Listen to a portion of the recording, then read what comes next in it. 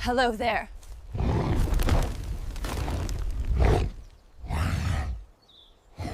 her alone! Look at this loser! Get out of here! Don't worry, I will protect you!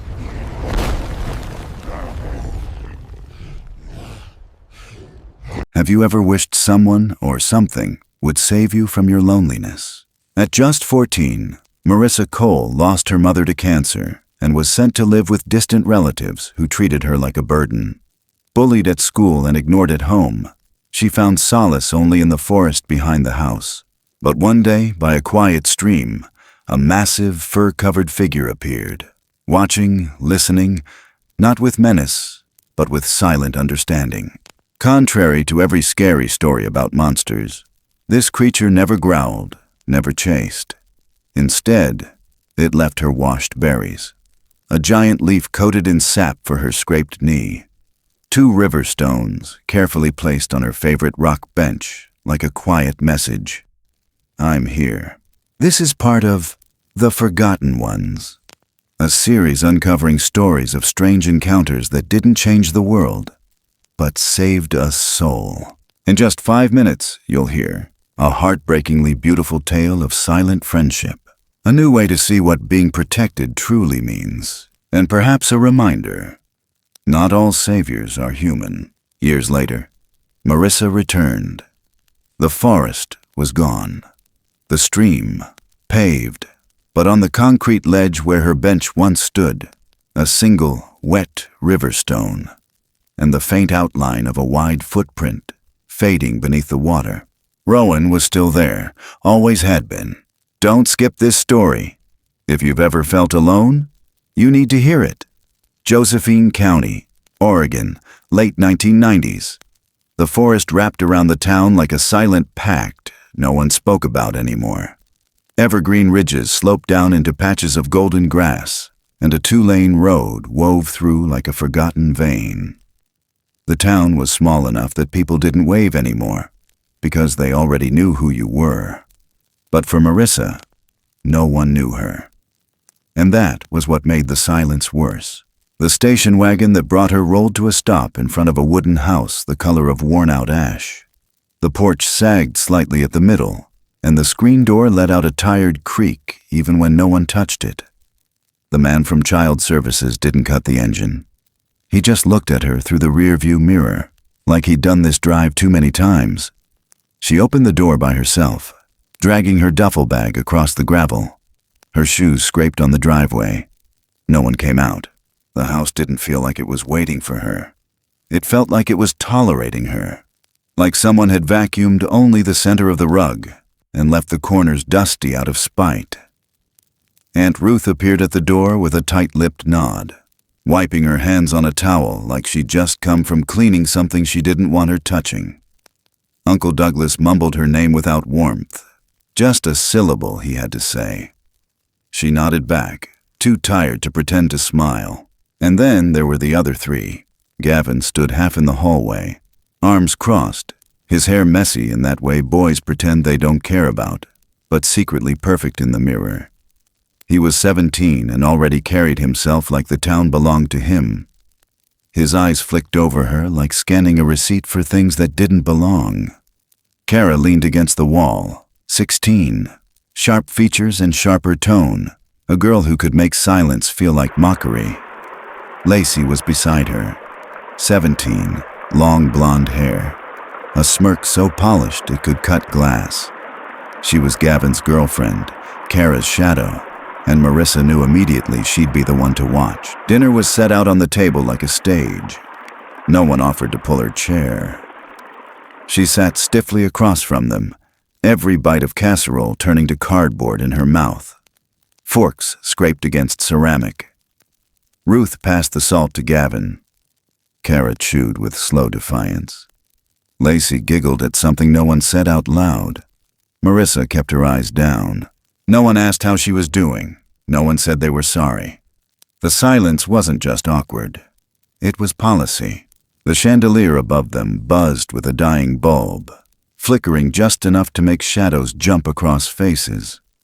Lacey's eyes lingered too long on Marissa's, and when she finally looked away, she whispered something behind her hand to Kara, who laughed. Gavin said nothing. He didn't have to.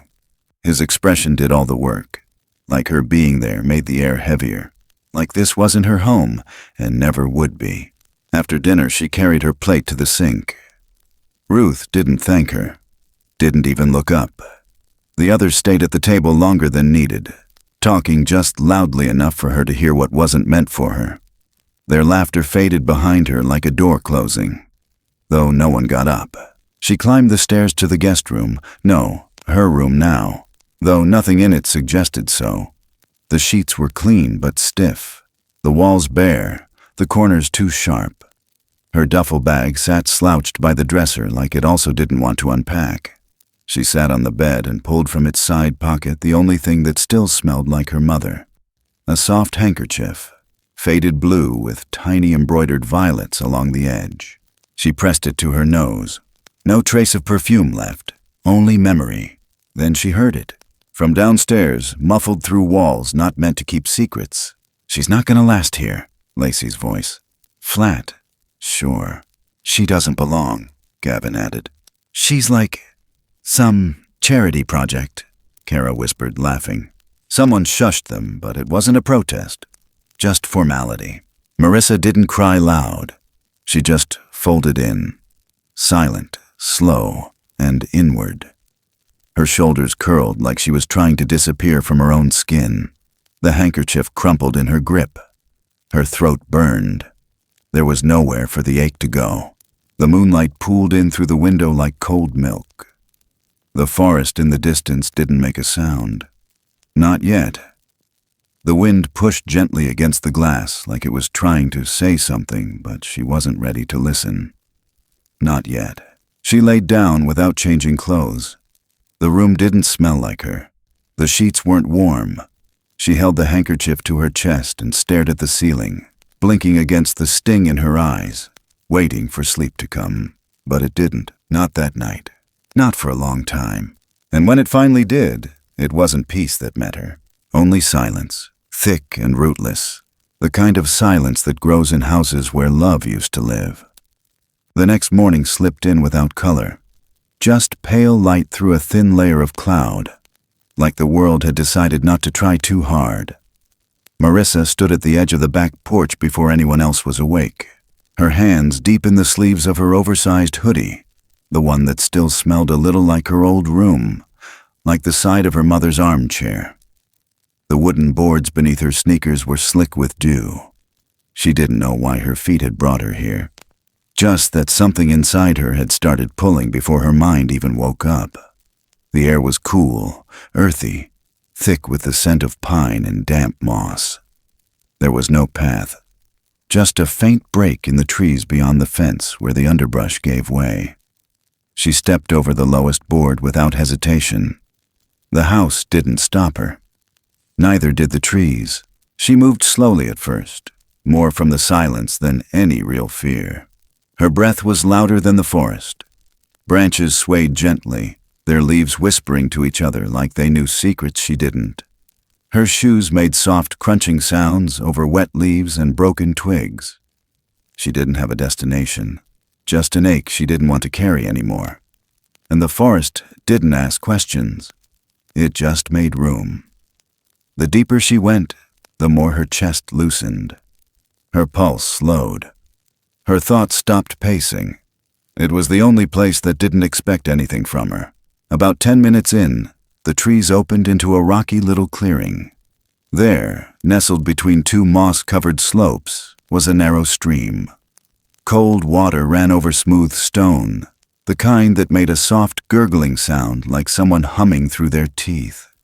She stepped closer, brushing aside a fern, and spotted something peculiar on the edge of the bank. A wide, flat stone shaped almost like a chair, smoothed by years of rain and patience. She sat. The rock was cool, solid, grounding. From here, the creek looked almost alive, dancing sunlight off its ripples. It didn't feel like a place people came to. It felt hidden, like a secret waiting for someone quiet enough to deserve it. She pulled her knees up to her chest and rested her chin there. The sounds of the forest hummed around her. A jay called from somewhere to her left. A squirrel chirped once, sharp and annoyed. She let herself sink into the rhythm of it. Her fingers moved to the pocket of her hoodie, pulling out the wrinkled blue handkerchief. She pressed it between her palms. Her mother's voice lived somewhere in the threads, but it wasn't speaking today. Marissa swallowed hard, blinked, and let the tears come slowly. Not loud, not messy, just slow. She whispered her mother's name once, barely above breath, and then again, louder, as if the trees might carry it somewhere her voice couldn't reach. She picked up a small stone and tossed it into the water. It made a soft bloop, a perfect circle widening across the current. She did it again. Another one. Then again. The rhythm calmed her, almost like counting, almost like prayer. Her hand reached for another stone, and as she wound her arm back to toss it, something crashed through the stillness. A thud, heavy and deliberate. A massive splash erupted 10 feet downstream. Water leapt up in a sudden arc, dousing her legs and darkening her hoodie. She gasped, scrambled back on the stone, heart pounding. Her eyes snapped toward the opposite bank. At first, she thought it was a tree. Tall, unmoving, but it had shoulders.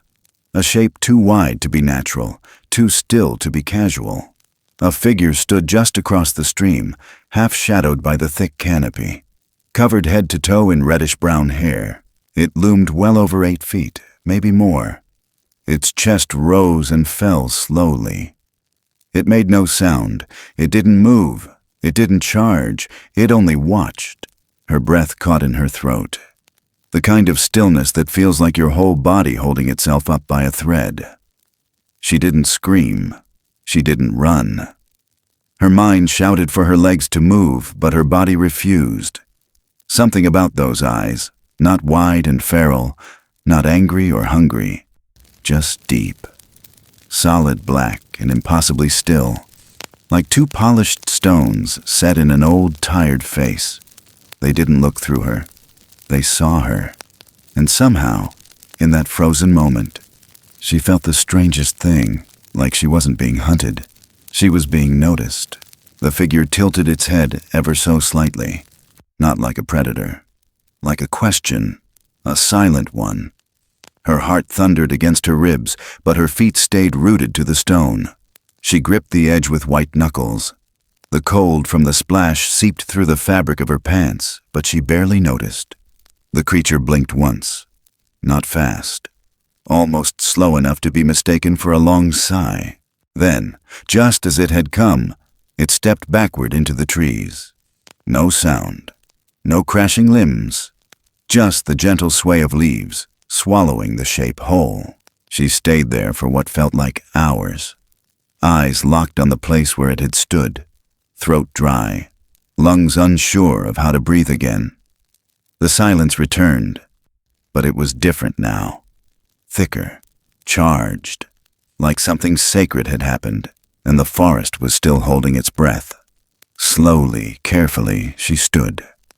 Her legs trembled as she backed away from the stream, but she didn't sprint. She didn't look over her shoulder.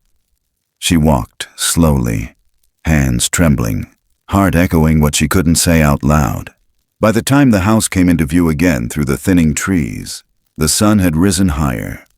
The back porch looked the same, tired and gray, but the world had shifted under her feet. Something in the woods had seen her, and she hadn't looked away. She slipped into the house through the kitchen door, wiped her shoes on the mat. No one noticed she'd been gone. No one asked where she went. Gavin and Lacey were out back, laughing too loudly. Kara's voice floated down from upstairs, arguing with someone on the phone. Ruth stirred a pot on the stove. Douglas was gone. Marissa walked past all of it. Quiet. Still soaked. She shut her bedroom door, sat on the edge of the bed, and pressed the handkerchief to her chest. She didn't cry this time. just sat there, eyes wide, heart still racing. She didn't know what it was she saw, but something in her knew it wasn't wrong, and for the first time since her mother died, she felt a strange calm. The kind that comes when someone hears you scream without ever making a sound. She didn't know if she'd go back tomorrow, but she already knew she would. She walked home slower than usual, dust clinging to her sneakers, arms hugging her backpack tight against her chest like it might shield her from what she already knew was coming. The gravel road curved behind the house and led back to the edge of the woods.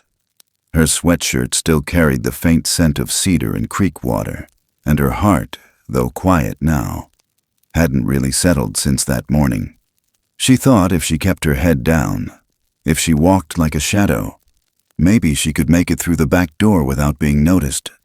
But they were waiting. Gavin stood in the middle of the path with his hands in his jacket pockets, the toe of his boot scraping the ground like he'd been bored for too long. Kara leaned against the old tool shed, her arms crossed, chewing something like it gave her permission to speak with her mouth full. And Lacey. Lacey was perched on the edge of the low wooden fence like a crow, her legs crossed at the ankle, a grin stretching slow across her face, like she'd been saving it all morning. Marissa froze. "There she is," Lacey said, sliding off the fence. Her voice was sing-song, light, almost playful, but it landed like a slap. "Back from her little nature walks. Did the squirrels sing to you again?" Kara chuckled, pushing herself off the wall. Maybe she went to cry to the trees about her dead mommy.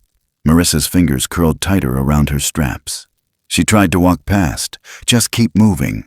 But Gavin stepped in front of her, not touching, just close enough that she had to stop. "Where you going, huh?" he said, leaning in a little, breath warm with the smell of soda and old gum. "You think you're better than us or something, just 'cause you sneak off all the time?" Marissa didn't answer. She looked past him, past them all, toward the side of the house, toward anything else. Her chest started to buzz with that familiar tension, that slow-growing pressure behind her eyes, like something trying to burst its way out. Kara scoffed. "What, cat got your tongue? Or are you gonna cry again like a little orphan?" Then Lacey did it. She clutched her chest with both hands, staggered back in mock agony, and started gasping for breath in exaggerated wheezes. "Oh no," she whispered between fake gasps. Oh God, I think I have cancer. Mommy, help me." She let out a high-pitched cough and collapsed to her knees in fake drama, giggling. Marissa blinked. Her vision blurred. Not with tears this time. Not exactly. Her jaw clenched so tight it hurt. The handkerchief in her pocket felt like a stone. Kara shoved her. Not hard, but with enough force to make her stumble back. The ground wasn't soft. Her palms scraped against gravel, and her bag thudded beside her. Gavin didn't laugh. He just stood there, arms crossed, watching like someone flipping channels on a TV. Then it happened. A loud, heavy thump from the woods. And then another. Lacey, still on her knees, paused her little show. Her head turned slightly. Kara froze. Marissa sat up slowly, wiping grit from her palms. The next sound didn't belong in the backyard. It came from deeper, from somewhere not meant for fences and play fights. Then a rock flew, not a small one. A stone the size of a cantaloupe arced from the edge of the trees. It moved fast. Not a toss, a throw. It hit Lacey square in the chest, knocking the wind out of her and sending her backward into the dirt. Her breath left her in a wheeze that was no longer fake. Silence cracked the air like a branch snapping. Gavin's mouth dropped open. Kara stumbled back, hand over her mouth. Marissa sat frozen on the ground, her eyes wide, her hands trembling. Lacey curled onto her side, gasping, clutching her chest where the rock had struck. It hadn't broken bone, but it had hit hard enough to bruise deep. Her face was pale. There was nothing funny left in her eyes. Gavin turned sharply, scanning the trees. His voice cracked when he called out, "Who the hell's out there?" No answer. Just stillness. Not even birds. Kara backed away. Lacey whimpered once. Gavin didn't speak again. He didn't have to. The fear had already taken over. They left her there, on the dirt, not looking back. When they were gone, when the screen door slammed behind them and the air no longer held their heat, Marissa slowly stood. Her legs shook. Her chest ached. She didn't look toward the woods. Not yet. She just picked up her bag, brushed the dirt from her jeans, and walked back toward the house. That night, dinner was quieter than usual. No one mentioned the bruise on Lacey's ribs. No one said anything about the blood on Marissa's knee. Gavin stared at his plate. Kara didn't say a word. Lacey didn't show up. Uncle Douglas asked if everything was all right, but he was halfway into the evening paper and didn't wait for a response. Aunt Ruth cleared her throat once. Her eyes flicked between the kids, but she didn't press. Maybe she didn't want to know. Later in the kitchen, Marissa heard their voices through the cracked hallway. "Kids fight," Douglas said. "She's not our responsibility to raise," Ruth replied, almost too quickly. "We just need to keep the peace, that's all." Marissa stood at the top of the stairs in the dark, listening. Her hand gripped the railing.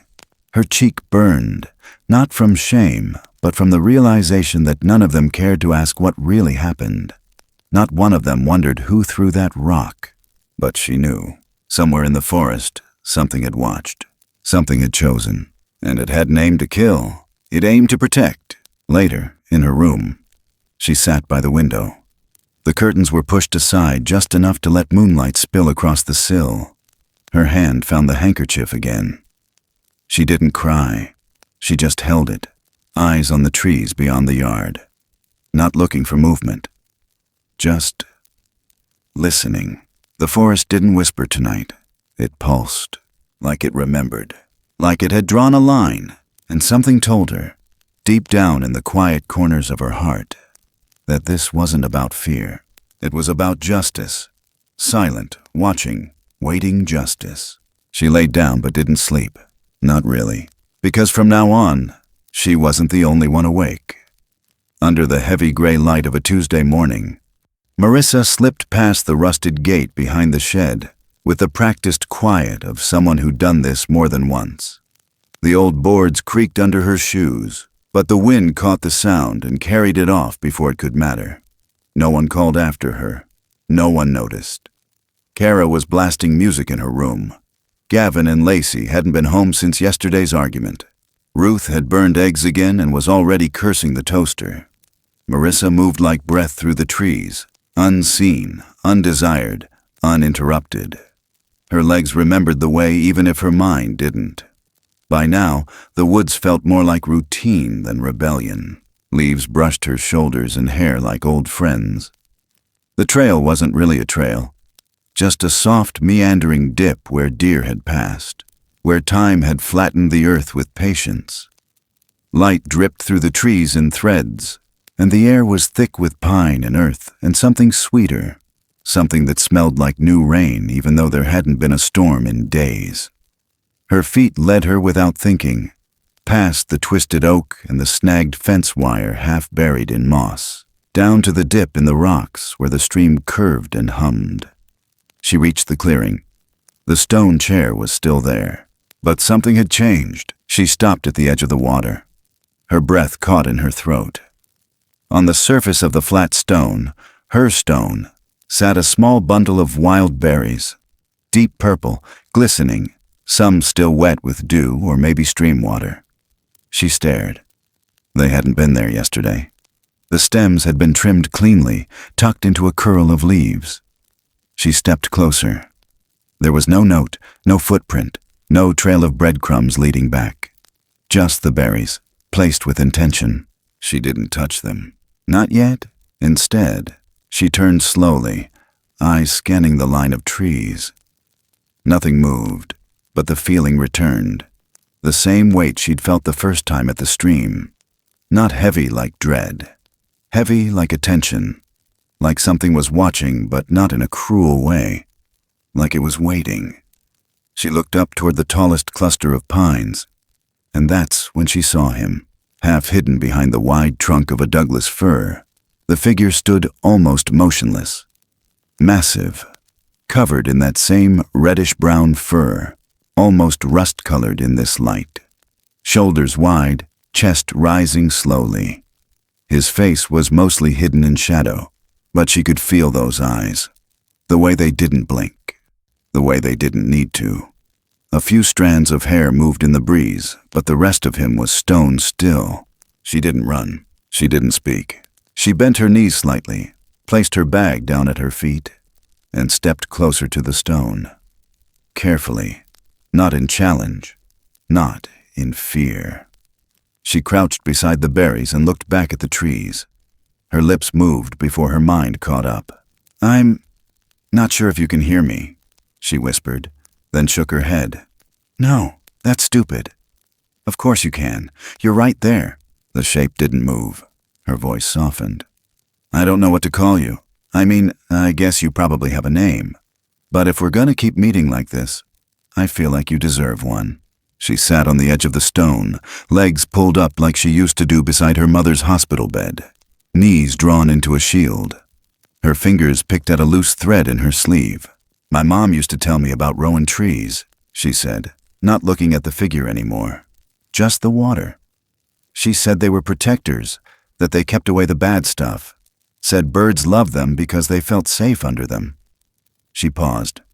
"I think I'd like to call you that." Rowan. Silence answered her. But not an empty one. A filled kind. Like someone listening deeply. Like someone taking in what was being offered. Then Rowan moved. Just a shift. A lean from the shadows. Slow and deliberate, as if trying not to startle her. One massive hand reached out, not toward her, but toward himself. He placed his open palm over the center of his chest. His hand stayed there for a beat longer than needed, pressing against the thick fur as if to say, "Yes, this is who I am." Then he slowly turned the hand outward, palm facing her, and held it there. Marissa felt something pinch deep behind her ribs. She mimicked the gesture, unsure why. Her palm flattened over her own chest. Her heartbeat thudded against it. A second later, she raised her hand and mirrored his, palm to palm across the clearing, a silent exchange that never touched. Her eyes stung. She didn't wipe them. Rowan stepped back into the shadows, not vanishing, just easing deeper into the forest's breath. Still there, still watching. She picked up one berry, turned it gently between her fingers, and placed it on her tongue. It tasted like the forest smelled after a fresh rain. Wild, honest. By the time she walked home, the world felt quieter, but she didn't feel alone. Not in the same way. She didn't even try to sneak past the porch this time. Didn't flinch when Gavin's truck door slammed out front, or when Lacey's laugh trailed off from the living room. They weren't her whole world anymore. The things they said, the things they didn't, none of it carried the same weight. Not when something in the woods had looked at her like she mattered. She went straight to her room, closed the door gently, sat by the window. Outside, the sky hung low with dusk. Somewhere beyond the treetops, the stars were starting to find their way back. She whispered the name again, Rowan, like it belonged to her now. But not in a possessive way, like a secret passed between hands, shared, kept. And when the wind shifted through the pines, brushing the eaves and lifting a strand of her hair, she could have sworn it whispered the name back. Not loud, just enough. Under the heavy breath of midsummer, the woods behind the house softened into ritual. Each morning Marissa slipped into its green silence like stepping back into a language only she and Rowan could speak. The days bled into each other. Shadows growing longer, birds shifting in their songs. But the rhythm stayed steady. Her feet knew where to fall. Her hands learned to brush back ferns without disturbing the shape of things. The path was still not a path. The stream still sang low like a lullaby made for those who'd forgotten how to be seen. She didn't need to talk much anymore. Not with him. Words had begun to feel like paper trying to explain fire. She reached the stone one morning just after dawn, mist still low over the creek, and saw something new. 2 leaves, broad, glossy, veined like small hands. lay folded neatly on the seat of the rock. Inside one, a thick sap clung in a shallow pool, amber and still fresh. Her finger hovered above it, then gently touched the surface. Sticky, sweet. Resin from the pine above, thickened by time and heat. She looked down at her right leg, where a small scab from 2 days ago had reopened from walking. The sting was minor, but the placement of the leaves wasn't. They'd been left for her. She pressed the resin to her skin. It cooled instantly. The ache dulled. Rowan wasn't in sight, but she could feel him nearby. She sat and let the sounds fold over her. Wind through spruce. Drips from higher limbs. Somewhere deeper in the trees, a pair of jays called back and forth. Across the stream, perched on a mossy stump, a single feather rested. Blue, with a thin white stripe. She crossed carefully, stepping from stone to stone, and picked it up. It wasn't there by chance. It had been placed. The end was tucked slightly under a ring of pebbles, as if to keep it from blowing away. She turned slowly, eyes moving over the tree line. A shift of breath. Not wind, not creature. Presence. She didn't need to see him anymore to know he was there. She raised the feather, let it catch the light, then tucked it behind her ear like a child who still believed things could be beautiful without needing to explain why. She crossed back and found 2 small stones on the edge of the flat rock, upright, balancing against each other. Not thrown, not random, deliberate. She touched one. It wobbled slightly but didn't fall. It was a message. Not in words, in rhythm, in gesture, in noticing. She took off her backpack, pulled out the only thing she'd brought for him, half an apple, wrapped in wax paper. She placed it gently near the edge of the stone, not close enough to feel like a gift, but not far enough to be forgotten. She looked across the water again and said nothing. That afternoon, she didn't go straight home. Instead, she sat on the swing in the side yard while Gavin and Lacey bickered by the truck. Kara slammed a door upstairs. No one asked where she'd been. They never did. She pulled out a notepad from the pocket of her hoodie and wrote down what she remembered. The leaves, the sap, the feather, the stones. She circled the date, drew a small square stone next to it. She had no one to tell, so she told the page. Over the next week, the exchanges became constant. One day it was a twisted branch shaped like a spiral, resting at the foot of the stone. Another, a sprig of dried lavender. Where it had come from, she didn't know. She'd never seen any blooming nearby. Sometimes it was bark shaped like a crescent.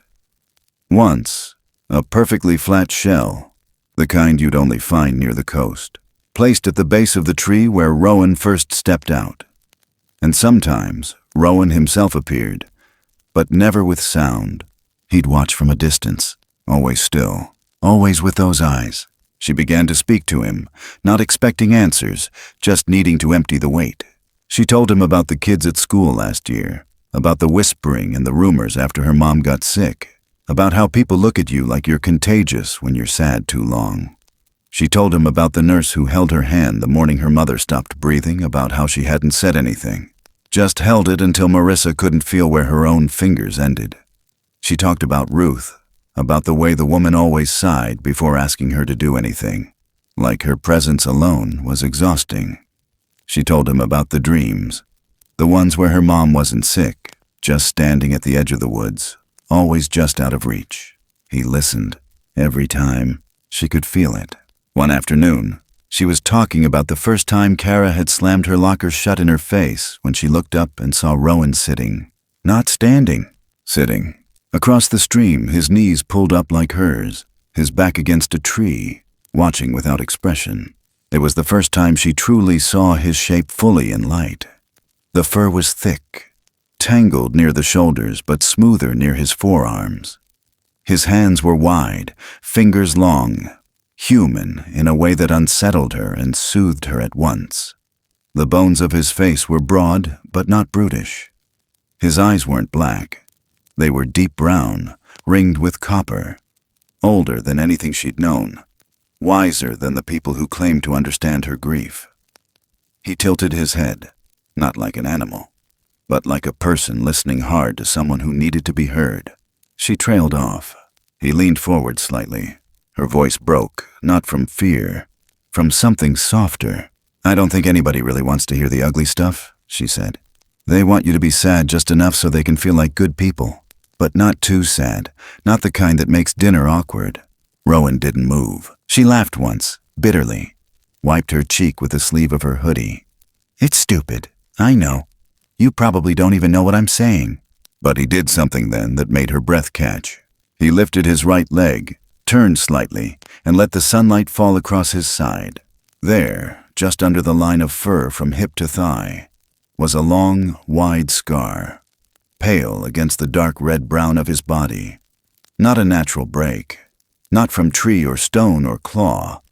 This had been made by something sharp, metal, intentional. Her hand moved to her own side without thinking. She didn't speak. She didn't have to. Rowan didn't point. He didn't explain. But the scar was enough.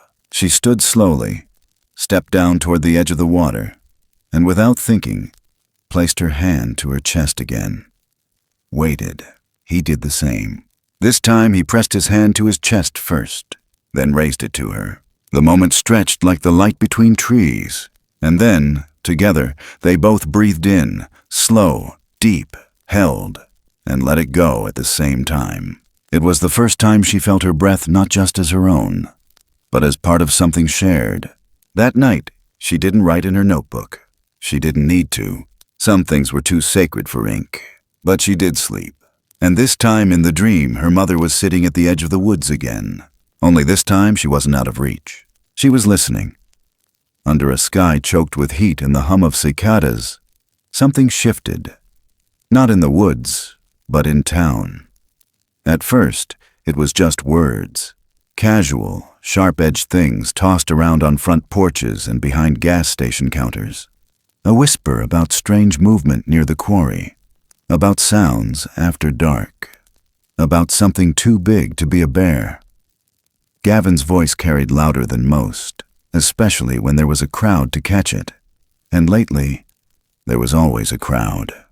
It started with a story he told at Lacey's cookout. A half-lie spun into something daring. He claimed he saw it. Something huge, upright, covered in reddish fur. Said it stood between the trees near the clearing out back and didn't flinch when he shined his flashlight on it. Said it looked right at him. Didn't blink, didn't run. Laughed, maybe. He wasn't sure.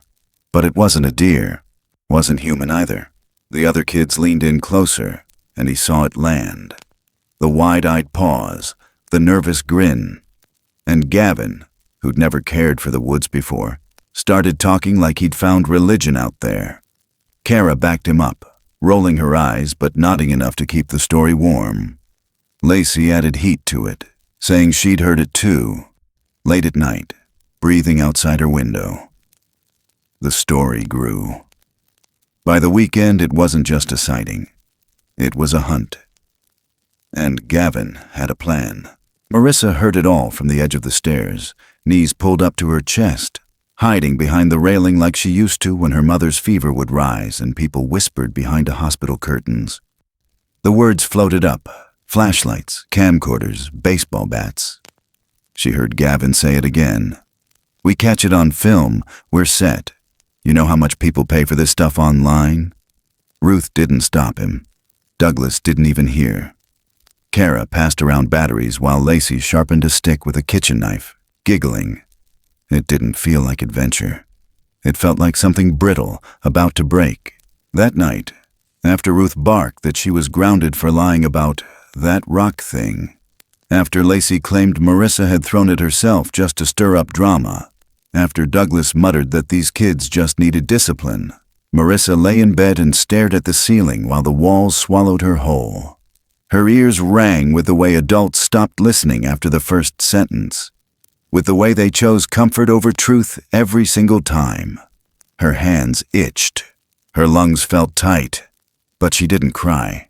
She hadn't in days. Instead, she waited until the house went quiet. waited until the hallway turned dark, waited until the back door creaked open, and she heard the hushed giggles and the slamming of truck doors. They left in 2 cars, Gavin's beat-up Ford and Lacey's mom's Jeep, taken without permission.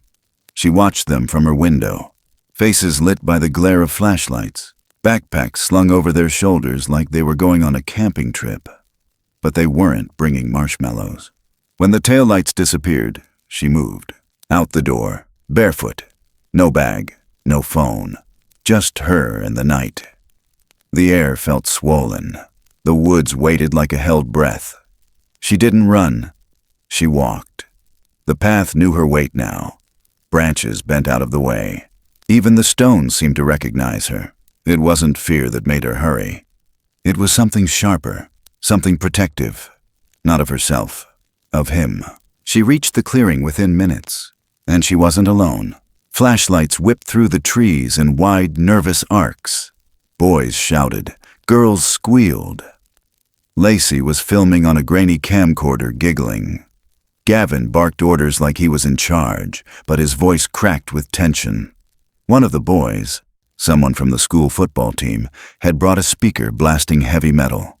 The woods felt wrong. All wrong. The usual quiet had been gutted, replaced by flashing lights and static. Even the stream seemed to shrink back from the chaos. Marissa crouched behind a fallen log, heart pounding. She saw Kara laughing as she shoved a branch into the water, yelling for something to come out. Gavin walked in circles, shining his beam at every tree. "Where is it?" he kept saying. "Come on, show yourself, freak!" The trees didn't answer, but something else did. A crack, deep, low, like weight shifting against bark. Everyone froze. Lacey dropped the camcorder. Gavin spun around. A beam of light caught something massive between 2 trees. Not close, not far. Just enough for 1 single second to pass between everyone breathing in and everyone forgetting how. Rowan stood still, not roaring, not hiding, just there. Full height, shoulders squared, head tilted slightly, one hand low at his side.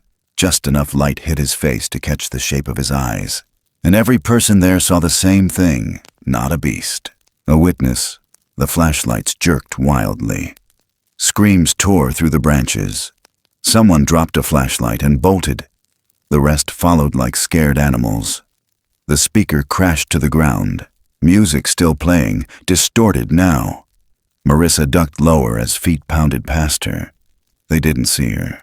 Didn't care to. They just ran. Within seconds, the clearing emptied. Only the camcorder remained, blinking. And Marissa, she stood slowly, her breath shaky. The forest was quiet again. Still tense, but breathing. She turned toward the tree line, heart thudding. Rowan was gone. Like mist, like memory. But he'd seen her. She knew it. She walked to the camcorder, picked it up gently, turned it off. No words passed between them. Not tonight. When she got home, Ruth was already pacing. Douglas was on the phone. Lacey had apparently run crying back to her house, blabbering about something out there. Kara was silent. Gavin had gone pale. They tried to drag Marissa into the mess, saying she planned it, made it up, led them out there.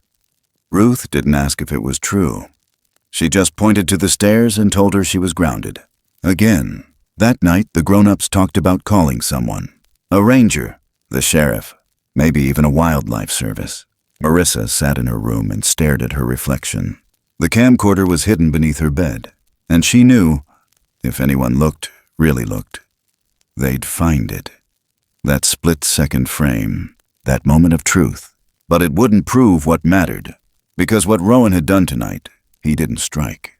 He didn't hurt. He chose mercy. A mercy none of them understood. And now they were going to turn him into something to fear. She didn't sleep. She just watched the trees through the window and whispered his name like a promise. The day they told her they were moving, the light in the house turned colder. Not just from the overcast sky pressing down on the roof like a held breath, but from the way Ruth avoided her eyes. The suitcase stood half open at the foot of the stairs, and nobody said the word goodbye. Douglas claimed it was temporary, that work had shifted and they'd be renting a place closer to Medford until things settled down. But everyone in that house knew what it meant. Too many calls, too many rumors, too many glances toward the woods and questions nobody wanted to answer. It wasn't the forest that scared them. It was what they thought might still be watching. Marissa stood at the window and watched Gavin haul boxes into the truck bed like he was doing her a favor by not speaking. Kara snapped at someone on the phone. Lacey hadn't come by since that night. Ruth tapped her watch when she saw Marissa standing still. "You've got an hour, and then we're on the road." Her voice wasn't cruel, just empty, like a page being turned without looking. Marissa waited for the screen door to shut, waited for the tires to crunch out of the driveway, waited until the last slammed box gave her cover. Then she moved. Her sneakers were already by the back door. Her hoodie was already in her bag. No hesitation. She cut through the dry grass behind the shed and vanished into the trees before the wind even caught the gate swinging closed. The air in the woods felt different. Not lighter, not darker, just aware. She didn't run. She walked like it was the last time her feet would touch this dirt. Like she needed to memorize every sound. The sharp snap of a pine needle underfoot. The hush of a squirrel leaping overhead. The low, distant breath of the creek. The sun hovered low but not yet gone. The sky was streaked with lavender and burnt orange, like the day didn't know whether to hold on or let go. The clearing appeared like it always did, quiet, patient, waiting. The stone chair sat unchanged, but the space around it felt newly still. Marissa stepped toward it, and that's when she saw him. Rowan stood at the edge of the stream. Not hidden, not in shadow. He was there, fully, as if he'd been standing that way for hours. His eyes met hers across the water, and for the first time, she didn't hesitate. She crossed the stream without thinking, bare ankles brushing through the cool current. The moss gave beneath her steps. He didn't move, didn't shift, just waited. She stood in front of him, chest tight. Her hand reached slowly into the front pocket of her hoodie, and she pulled out a folded bandana. Inside was a cedar leaf, fresh and fragrant, still sticky with sap. She offered it in her palm without a word. Rowan looked at it, then at her, and something in his shoulders softened. He reached behind himself and brought forward something of his own. A broad leaf, darker than any she'd seen before, covered in a slick resin that shimmered in the fading light. He laid it in her hand with a gentleness that felt like a farewell before it was spoken. Then, with a slow motion that made her knees ache from holding still, he placed his hand flat against his chest. She did the same. They held it there, two heartbeats pulsing out of sync but still trying to meet. Then Rowan did something she hadn't expected. He turned his hand, not outward like before, but gently upward, and placed the back of it on her shoulder. Her breath caught. The warmth of his touch wasn't just temperature. It was memory. It was meaning. Her eyes welled, but she didn't blink. She let the moment press into her skin, into her bones. His hand remained there. Not heavy, not demanding, just steady. And then she did the same. She reached up and mirrored him, her hand small against the thick muscle of his arm. Her fingers curled, not to hold, but to remember. They stood like that for a long time. No words, just the forest closing around them like a shelter. Then Rowan stepped back. Just one step, but it was enough. She nodded, wiped her face with the sleeve of her hoodie, and tucked the leaf he'd given her into her shirt pocket. The sap left a faint trail across her chest. She didn't mind. She turned toward the stream, crossed it slower this time, her shoes damp again, the water colder than before. She stepped back onto the stone, looked at it once more, then down at the dirt. A small ring of stones had been arranged in the grass beside the rock. 6 of them, 2 standing upright. She knelt, touched the top one gently, then stood and left it behind. When she came back through the trees, the truck was idling. Douglas honked once. Kara was already slouched in the back seat, her face lit by her phone. Ruth stood on the porch with her arms crossed. No one asked where she'd gone. No one asked why her face looked windburned or why her shirt had a damp mark over her heart. Marissa climbed into the back of the truck, slammed the door shut, said nothing. They drove away as the last bit of sun dipped below the ridge. No one looked back, but in her hand, inside the deepest fold of her pocket, the leaf remained. Its scent lingered, sharp and ancient, as if the forest had found a way to breathe through her even now. And somewhere between the trees behind her, something watched, not out of sadness, but out of knowing, and it stayed. It had been 9 years since she last saw the clearing. 9 summers since the air carried the scent of cedar and wet earth. 9 winters since the water had frozen in the crooks of stone near the stream. Marissa stood at the edge of what used to be forest and let her breath catch before she stepped down the slope. The road behind her was silent, her car parked crooked along the shoulder. No one else in sight, but she could feel the shape of what used to be here. The trees were gone, not trimmed, not managed, gone. The forest that once wrapped its arms around her had been scraped clean and paved over with concrete and pipe. There was a sidewalk now, a row of suburban homes beyond it, lined like perfect teeth behind hedges that would never learn the wild bend of pine. Someone had hung wind chimes on a porch. The sound felt hollow. She walked. Her boots clicked against the new path until it curved into a square of grass fenced in with chain link. At the far end was a narrow run of water, barely a trickle, maybe 2 feet wide, lined with smooth concrete walls. A city planner's idea of a stream. It gurgled without meaning. Marissa stopped at the bend. She looked left.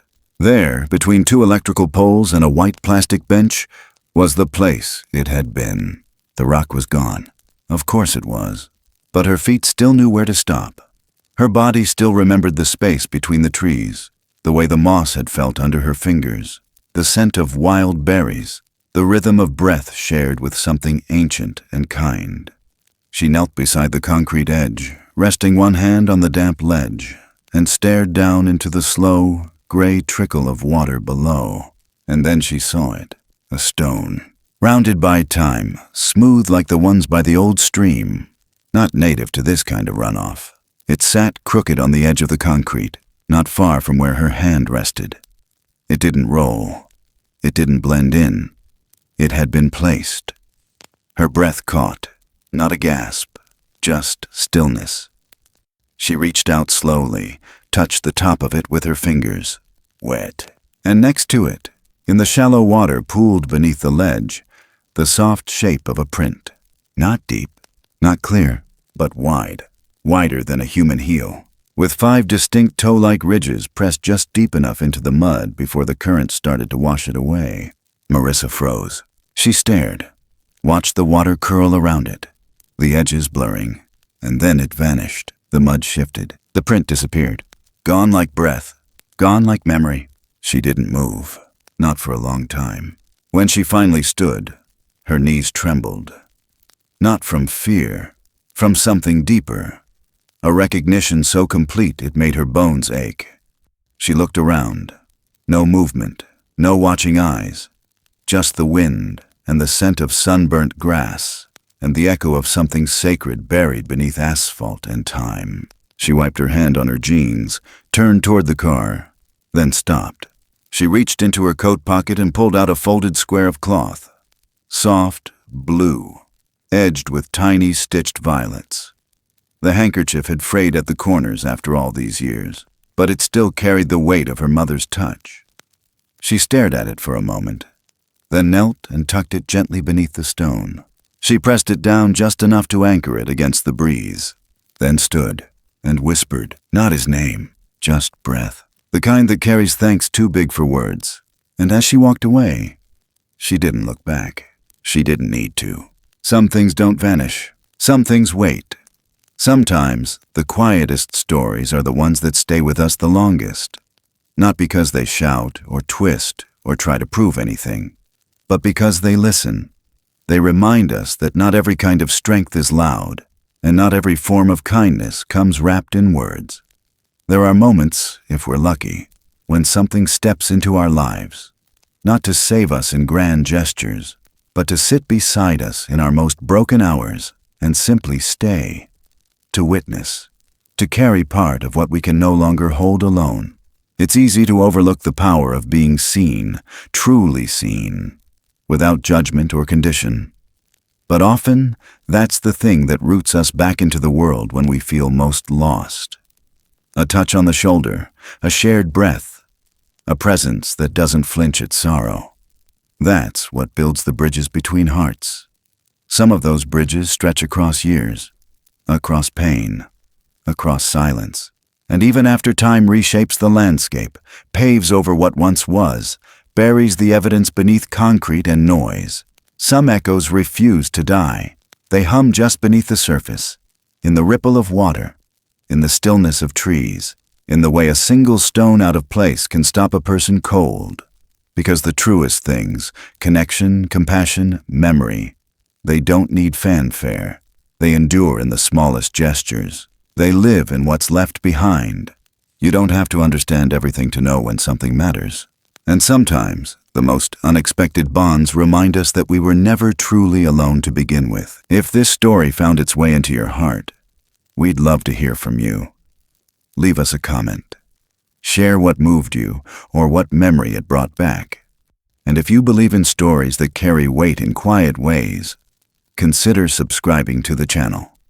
We're honored to have you here. Thank you for listening. You were meant to hear this.